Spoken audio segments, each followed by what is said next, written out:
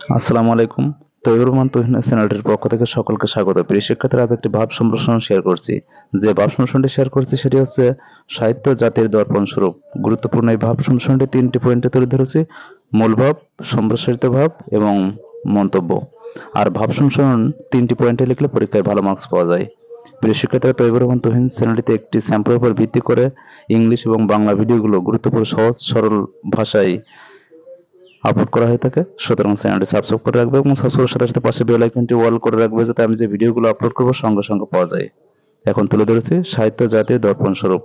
মূল ভাব: সাহিত্যের মাধ্যমে একটি জাতির সামগ্রিক পরিচয় পাওয়া যায়। তাই কোনো জাতির সাহিত্য পাঠ করলে সে জাতি সম্পর্কে সম্যক ধারণা লাভ করা যায়। এবার সম্প্রসারিত ভাব: একটি জাতির চিন্তা চেতনা ধ্যান ধারণা সাহিত্যের মধ্যে বিকাশ লাভ করে। কবি সাহিত্যিকরা সাধারণ মানুষের আশা আকাঙ্ক্ষা তাদের লেখনীর মাধ্যমে প্রকাশ করেন। তারা চারপাশের জীবনাচরণকে তাদের লেখার প্রধান উপজীব্য হিসেবে গ্রহণ করায় সাহিত্য আয়নার কাজ করে। তাতে জাতির সঠিক প্রতিবিম্ব দেখা যায়। সাহিত্যের প্রথম ও প্রধান উদ্দেশ্য হলো সমাজের বৃহত্তর কল্যাণ ও গণমানুষের উন্নতি সাধন করা।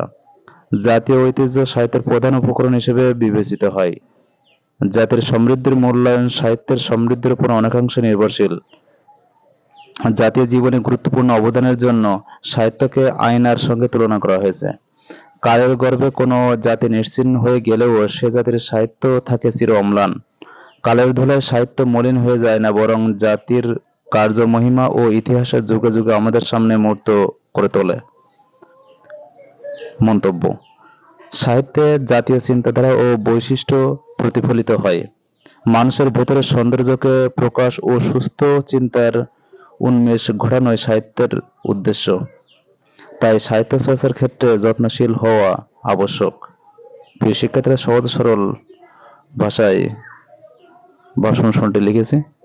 তো এবার তুমি চ্যানেলটি সাবস্ক্রাইব করে রাখবে এবং সাবস্ক্রাইবের সাথে সাথে পাশের বেল আইকনটি অল করে রাখবে, যাতে আমি যে ভিডিওগুলো আপলোড করবো সঙ্গে সঙ্গে পাওয়া যায়। আর যারা অলরেডি সাবস্ক্রাইব করেছো তাদেরকে অসংখ্য ধন্যবাদ।